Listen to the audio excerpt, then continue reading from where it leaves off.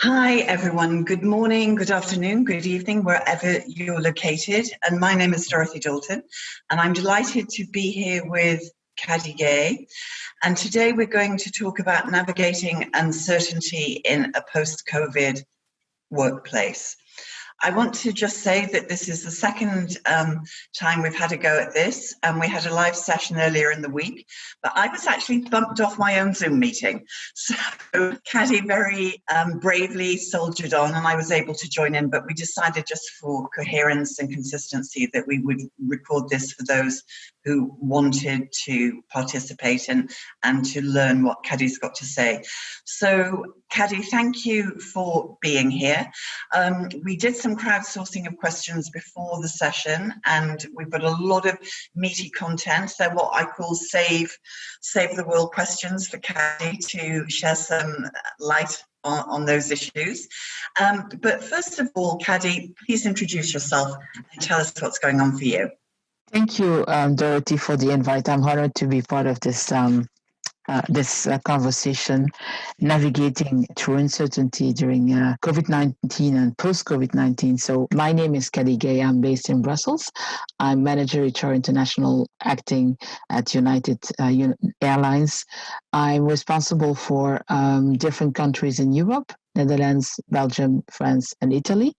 And as we are talking about uncertainty, I'm actually due to move to Chicago next week. So to start a new chapter. So yeah, getting out of my comfort zone and excited about this new chapter that I will start as of next week.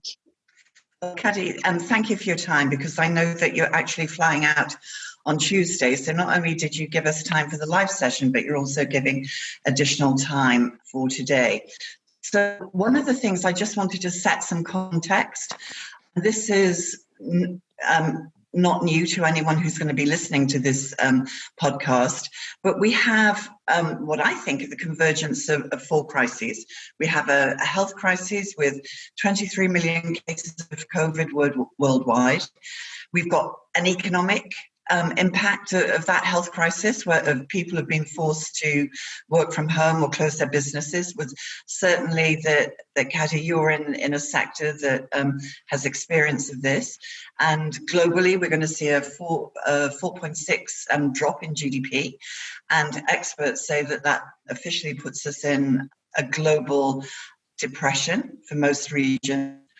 We've also seen the rise of social justice issues in terms of Black Lives Matter movement, which has really gained momentum globally. We're also seeing spikes in domestic violence and cases of misogyny. And then finally, in certain geographies, we're seeing political issues. So crisis or opportunity, Caddy, what do you say? I would definitely choose for opportunity. And it's you have presented it here in a very nice way. If we think, for example, if we take the example of social justice, for me, I see this as an opportunity. It's unfortunate that the conversation is engaging again due to an incident, a human being that passed away. But I see this as an opportunity to change the behaviors, because we can no longer ignore this, right? And what I'm seeing is the opportunity for people to increase their awareness. People want to learn. People want to educate themselves in order to create a different world. So I see this as an opportunity to change things. I think we will have to do things differently. We cannot resolve problems the same way we did in the past. So everything has been amplified, with this social injustice that you either have heard about it or you have watched it, or one way or another through different social media platforms. Everybody got impacted in various ways. So I think what I'm seeing as positive is that really people are waking up. People want to talk about it. I'm not ashamed to say I don't know, or I didn't know, or I realize now that I have privileges. So I see this as an opportunity. In my own organization, we are talking about the topic of racism at workplace. I'm not saying that it never happened, but it's happening now in a different way. It's happening in a way where we not only want to talk about it, but we want to take action for the future, for the long-term future, because there are things that we no longer want to tolerate. When we say this should no longer happen, well, what are we doing in order that it doesn't happen anymore? What are the lessons learned? And I'm not saying that in a judgmental way. It's really in a way where we want to learn, me included, and it's all together. It's us that can be part of the solution. We are part of the problem, but we're also part of the solution. It's all together. It's not a matter of black and white. It's everyone, everyone at our level. Would you like to share some of the things you're doing in your organization, some of the steps you've taken? I think people will find that helpful. Yeah. So what I have done, and not only me, but several colleagues as well, is starting conversations around to talk about racism, like the history of slavery, non-racism versus anti-racism. What are the definitions that we give to that? Unconscious bias, engaging into the conversation, linked with Q&A. So there is an informative part, but there is also interaction where we have asked employees that have gone through an exclusion experience or discriminatory situation to talk about it. And when you share your story with the intent to support or serve someone, it's much more powerful, because there are many people out there that believe like, oh, I cannot report something and not okay behavior, or I don't know how to handle it, or it's happening to me, I will just keep it for myself, or they feel insecure to talk about it. Well, listening to the stories of others will give them the courage to also open up. So we are creating really a safe space where people feel comfortable to speak up and to talk about the topic, and also are part of the brainstorming in order to change things. Because if you don't report, we can't change something we don't know about, right? No, that's for sure. And I really loved your line about, coming at new problems with an old mindset, that we can't do that anymore. So talk us through now, because people are starting to go back to work post-COVID. I mean, that is a big issue for organizations. And I've worked with a number of organizations who are tackling that. So talk us through how you're handling that. Yeah, the return to work, or the return to office arrangements, I should say, is challenging, because I think right now most of the organizations are in survival mode, and well-being is also extremely important. So the return to work, people are drafting protocols on how we should return to work, and for me there are different pillars. The pillar number one, at least in our organization, is always safety. So this one has been taken care of, like, when hand sanitizers, face mask policy, all those type of things. I think where we need to focus much more as well is also on the other pillars, which is the caring piece. As an example, when we say return to work, how are we going to assess that someone is ready to go back to work? Are we going to do that on a gradually? What if someone says, I don't feel comfortable to come back to work for whatever reason? How are we going to deal with that? Because just having a policy and sending that through email and say to a person, okay, from now you can come back to work. And also, when it comes to habits, everybody's working from home or remotely. So people are now used to different habits. And we cannot say that we are going back to normal, because there is no back to normal. No, there is a new normal. Normal's gone, right? No, that's gone. There is a new normal. How are we going to adapt that? So I think as a company, we need to, I would summarize, like, there is a psychological safety that we need to take into consideration, the psychological ability of a person to adapt and adopt the new way of working. And as a leader, also the psychological agility that some people, they are maybe more productive by working from home than they used to be. And being in the office. So, and also, I think overall, with this survival mode, the companies are also looking like, do we still need offices? Yeah, that is a big question that people are saying now. What impact is that going to have on business parks and big business districts and cities? I mean, I think we're going to be seeing a lot of changes. I just want to go back to the comment you made about psychological safety. How are you managing that when you've got probably a lot of people working remotely and you've got some people back in the office, right? But not on a regular basis. Okay. It's really punctual right now. Okay. And for the operations, that's different because we still have some flights. So for the operations, we have created, like, again, from a safety perspective, we have split the groups into 3 or 4 groups so that if one group is working 1 week and someone will be infected, this whole group would be removed and then have another group in place. So if you're in group 1, for example, you will still work with the same people for a couple of weeks, months. They are not interchanging between each other. We keep the same groups separate. What have you found of the main challenges that your employees are finding about working remotely? I mean, were you set up to work for people to work remotely already, or did you have to scramble around and find solutions? No. I think there were some departments that, they used to work from home from time to time.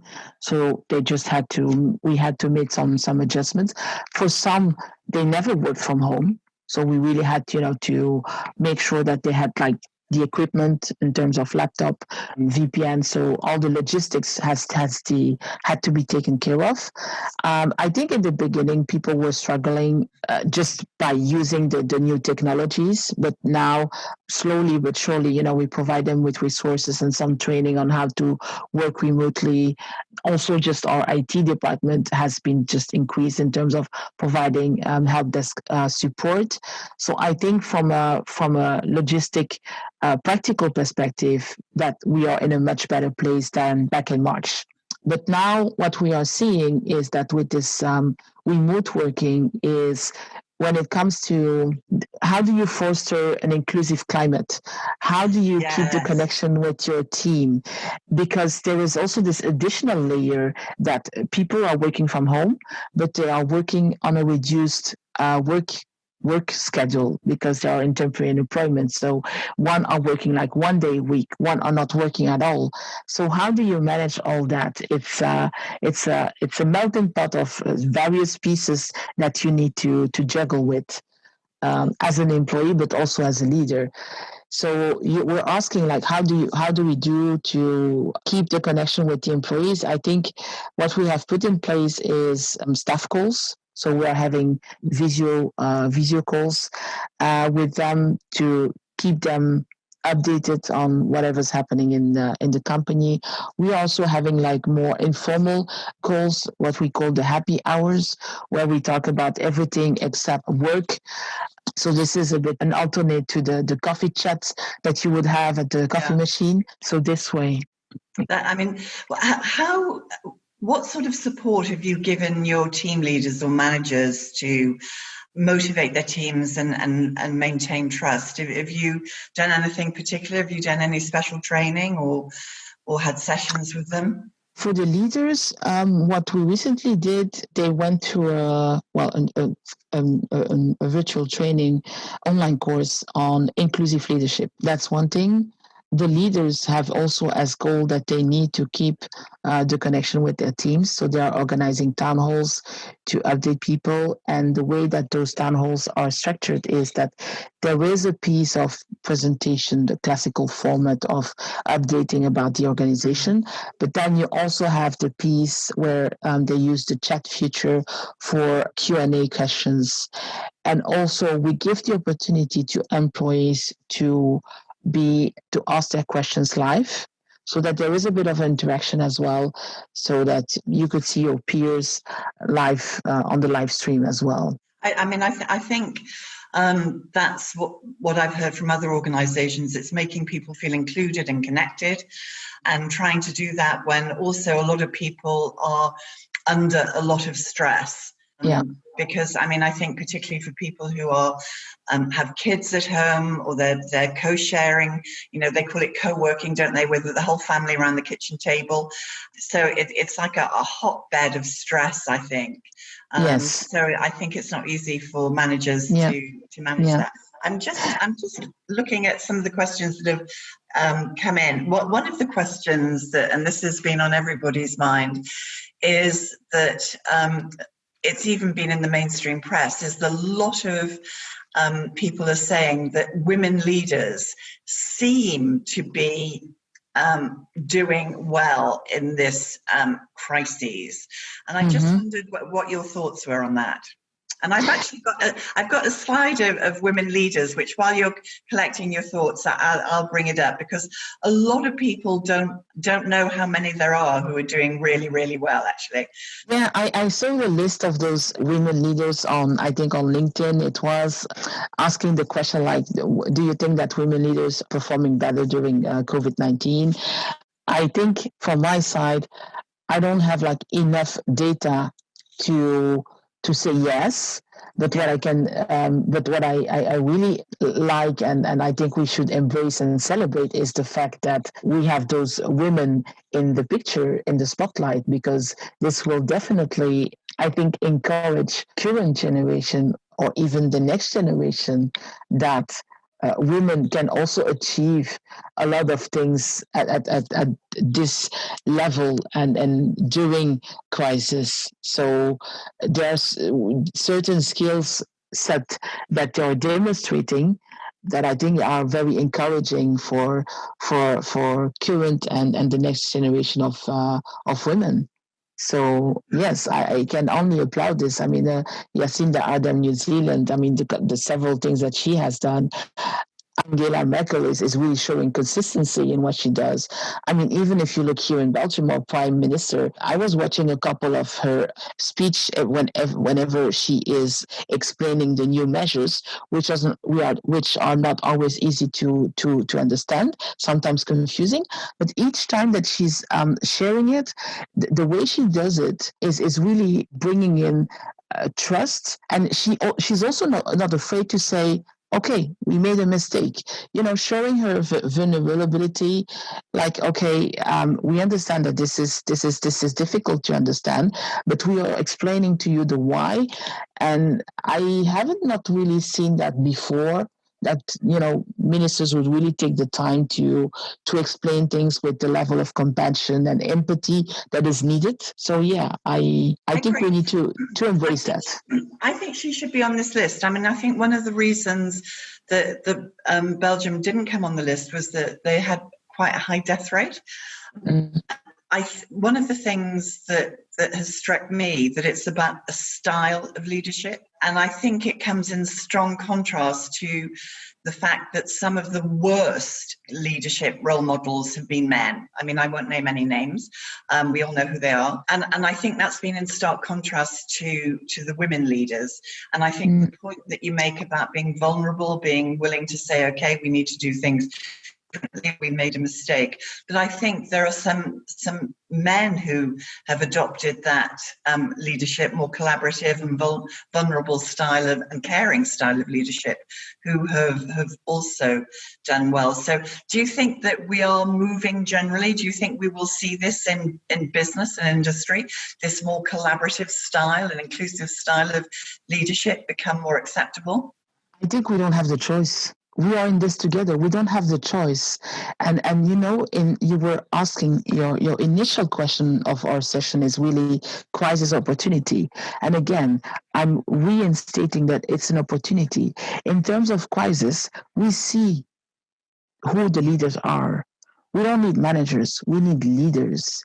And you see the true colors of leaders. They can no longer hide in saying, oh, we are too busy with the operations, or we are too busy with the business. Now it's going back to the core values. It's about our human capital. So yes, again, definitely yes. We are in this together. So we don't have the choice. I think we need to continue, push this forward, a culture of co-creation, collaboration, together, and inclusiveness. I think one of the things that I observed very early on is that organizations are going to be judged in the way that they handled this crisis. I mean, there's no doubt that their product branding and their employer branding is going to be very heavily impacted by how they've dealt with their people and their customer. I mean, what do you think of that? Well, to give you another example, if you look at LinkedIn and you compare like a couple of years ago, when you would, let's say, secretly apply for a job, you would not make that visible. Nowadays, you have LinkedIn that created that logo saying open to work, even if you are still in the organization. People, and even in your own organization, you have people saying like, okay, you have been laid off, but I'm happy to help you, to support you in any shape or form or the way I can. Is it like connecting you with someone or reviewing your resume or whatever? I see much more of that interaction that we had ever before. So I think that's really, for me, that's a really good signal that we are going in the right direction and supporting each other, working together, and empowering each other. Because alone you can go far, but together, I mean, if you're alone you can go fast, but together we can go far. Yeah, exactly. And you said also something very important earlier, that organization will be held accountable for the way that they're handling the crisis. And this just reminds me on this quote from Maya Angelou, where she said that people, they will forget what you said, they will forget what you did, but they will never forget how you made them feel. Exactly. And that's extremely important, because as a leader, you have an influence, you have an impact on your employees. So it's extremely important as a leader that, you step back and listen to them and see what is it that I can do. And if you don't know how to do it, that's okay. You can ask for support and ensure that you're going in the right direction, because your employees, they count on you. And as a leader, you may not have all the answers. That's okay too. And it's okay to not be okay. Yeah, I think that's something, that is something that's been very apparent to me. I have never, ever heard so many male leaders, because quite often women leaders are prepared to say it.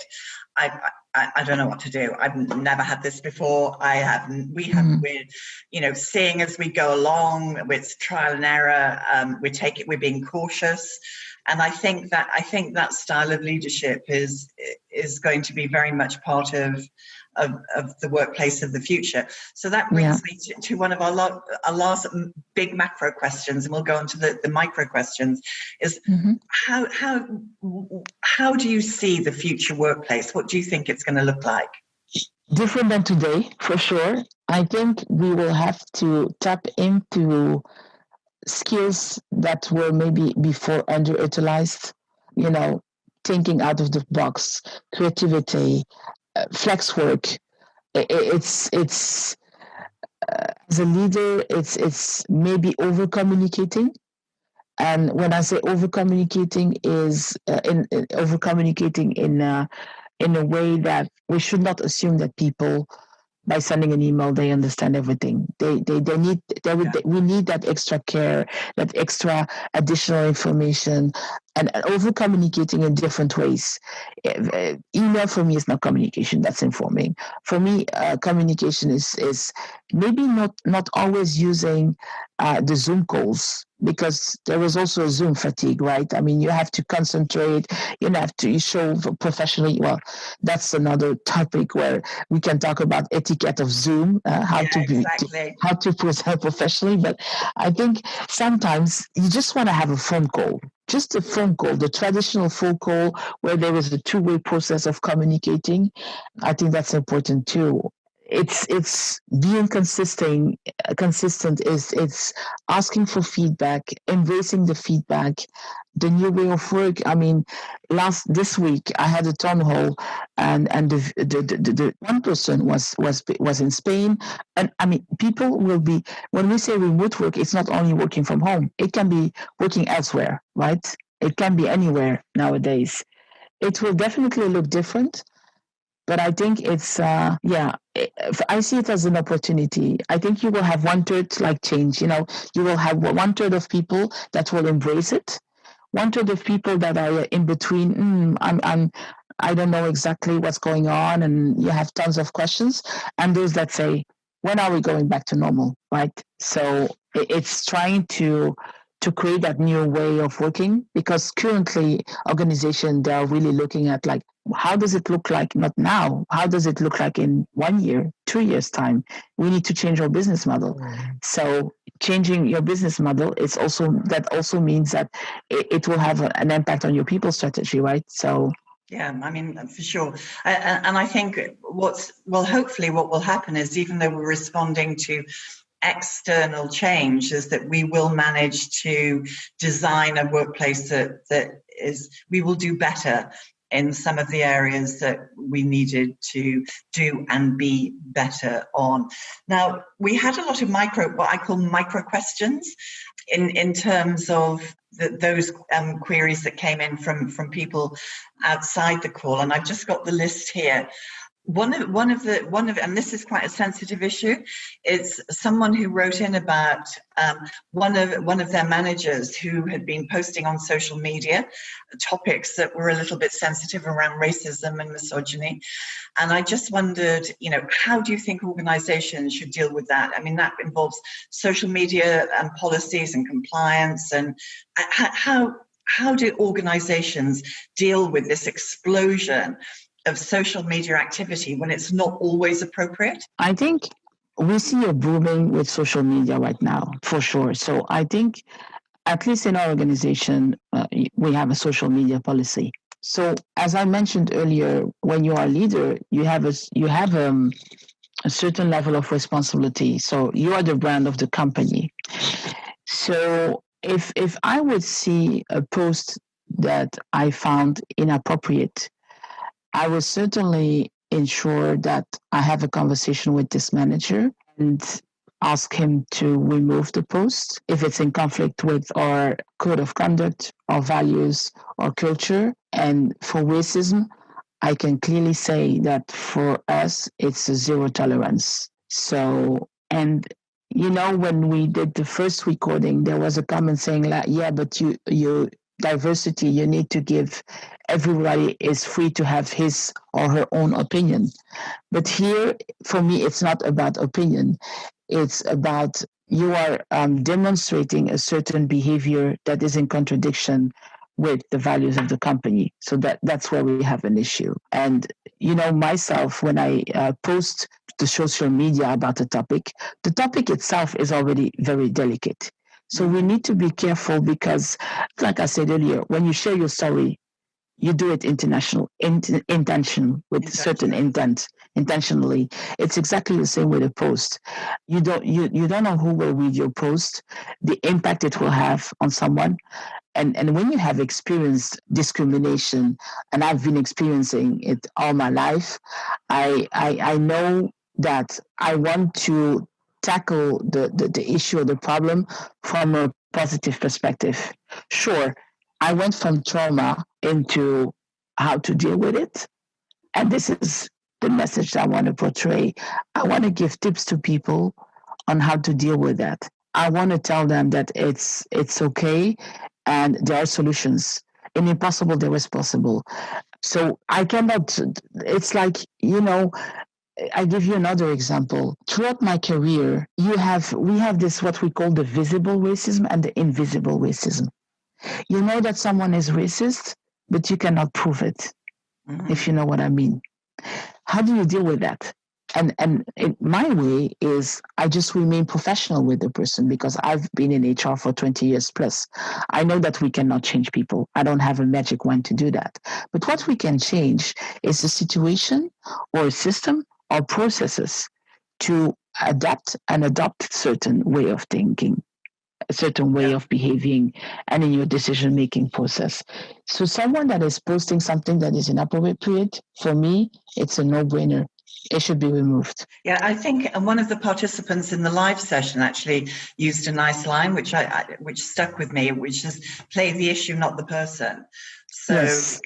in the sense that you focus on the issue, and because quite often people unconscious bias, whether it's around gender bias, race, any of the biases, is quite often so deeply embedded and so profound in our cultures, our wider cultures, that many people do not even know that they have these biases. So quite often, just a simple conversation, most reasonable people will say, "Oh my gosh, I didn't realize." So I think that's really good advice.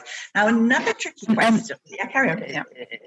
On the unconscious bias, indeed, everyone has biases. So that's for sure. And there was a free tool from Harvard, which is called Implicit Bias. I've done it many times, and this was really an eye-opener for me, even shocking. I felt so bad, like, oh my gosh. But, I would really recommend people that are listening to this podcast to do the test, Implicit Bias Harvard. It's an eye-opener. Well, just for anyone who's listening, I did the test on gender bias, and even I exhibit some low levels of gender bias. I was appalled, but it's really useful to do. Another tricky question, and as we both live in Brussels, we both know about this, but I know that it has been happening throughout the world. When lockdown finished, it was quite common for people to, get together in groups that were not always respecting social distancing protocols and got themselves into situations where they could be at risk. And I've had a number of questions from employees or people who are going back to work and say, listen, I'm super careful, but I know that my colleague went to a rave in Brussels, for example. I mean, it could be in Barcelona, it doesn't matter where it is, it could be anywhere. So how do you handle that when someone is not respecting recognized protocols in their personal lives and can bring it into the workplace? That is super tricky. Yeah, that's a tricky one indeed, because where do you put the boundaries between the rules at workplace and what this person is doing in his private in his private, environment? It's a tricky one. I think my advice to the employee that is concerned would be, I will use the analogy of when you are in a plane and you listen to the safety instructions that says that you need to wear your oxygen mask first before being able to help others. And again, when it comes to people, you will have like the majority of people that will be very disciplined and follow the instructions because they understand the why and the implications of it. And then you will have a minority that just don't care. So I think depending on the relationship that you have with that employee, you can try to sensibilize a person and make this person aware that, this is the potential impact also for him or her. But for the whole office, for the office. The office, and that, it's not only like a corporate responsibility, but also a social responsibility. But other than that, I mean, it's not like you have a lot of leverage to change that behavior of that particular person. But I would rather focus on those that are disciplined than the minority that is like, against the rules. Keep you. I mean, I do anticipate this sort of issue becoming more common. And I was talking to some employment lawyers last week who, they have all these potential litigation cases, where someone is negligent and brings a virus into which has enormous impact. I'm just looking at, and we talked also about, we had a question, and once again, everything is becoming polarized, right, in our world. Mm-hmm. And this was another question that came in, and I suspect you're going to answer a little bit the same as you did with other questions. How do you deal with someone who's got quite extreme political opinions that are different from yours? I mean, how do you navigate that in the office? Well, ideally, we avoid having political debates at workplace because you never know in which direction this is going to go, and it can be sometimes very heavy loaded conversations. But I think, again, if you put in place certain guidelines for yourself that everybody has an opinion, and at some occasions, we may agree to disagree. And as long as you have your core values in terms of respecting someone's input and showing dignity and respect, I think that's the most important. But engaging into political debate at workplace Is a is disaster. is not recommended. I can understand that at the heat of the moment, if there was like elections the day before, everybody wants to talk about the results, etc. But yeah, I think we need to put some boundaries there. Yeah, I think so too. And one of the things that's happening, obviously, because we don't have live participants, we're going fast through the topics. So I'm going to throw in one last question, which we haven't talked about. So this is, you're going to do this from the heart. One of the questions that I get from a lot of women, and it's not even a question, it's a complaint, and it's borne out by statistics that they are taking on a greater proportion of the domestic responsibilities, childcare, homeschooling, interactions with kids, all of these things during lockdown and post-COVID. What do you say to these ladies? I know what I say, but I'm a bit of an outlier on this, I think. So tell me what your thoughts are. I think what I would say to those ladies is, first of all, that they need to put themselves first. Because traditionally, we are caregivers and we want to handle and manage everything. But here we are in a different situation. And a couple of weeks ago, I'm also part of Diversity Manager Association in Belgium. And we did a campaign around equal in quarantine, showing through pictures that when we are locked down, we are equal, right? Why should a woman take care of everything and the partner being in a quiet space and able to do his work? I have to do my work as well. So I think it's up to us sometimes, not sometimes, it's up to us to also say, no, this is my agenda for today. How are we going to split the day, or how are we going to manage our week? So I love that. I love that. It's that how are we going to do it? And almost like a business project. And I did a podcast with Ian Dinwiddie of Inspiring Dads about this very question. And there is so much rich content in that and it's about the way you ask for you don't ask for help, because you don't give the men the opportunity to opt in. I mean, it's a we. It's a we situation. And I love your question. How are we going to fix this or sort this out? Yeah. Caddy, I don't know if you've got any addition, because we don't have any live participants. We've gone through in quicker time than we would have normally. Have you got any last thoughts that you want to add?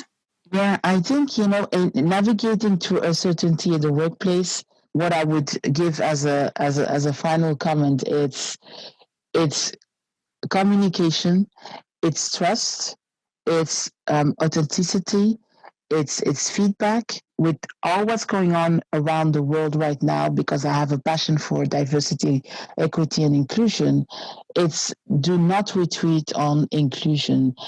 And we are in this together. So that's really important that we continue, because we are seeing some behaviors that in normal circumstances we would not even notice, but now everything is amplified. Just shopping, for example, you are queuing. Just observe the behaviors of people when you have to queue and do some shopping.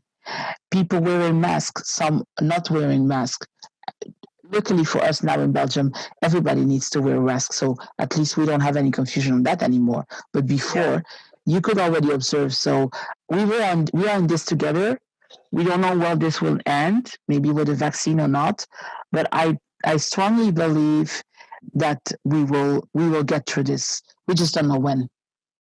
No, and I think it's about also developing some sort of resistance, maybe resilience, being more patient with people. We've seen what's being called a COVID brain. You know, people are more short-tempered, their concentration levels are down, all of these things. So I think we just have to be kind to ourselves and kind to each other. So Caddy, I want to thank you so much for double your time. So thank you so much. And you're welcome. I don't know what I did to upset Zoom, but I did it. And many, many thanks. And I wish you every success in the United States. And I'm sure it will be brilliant and you'll be brilliant. And you're going at a very exciting time. So I think that will be very interesting. And please stay in touch. And yes. Once again, thank you so much. Thank you. Thank you. And take care. You too. Bye.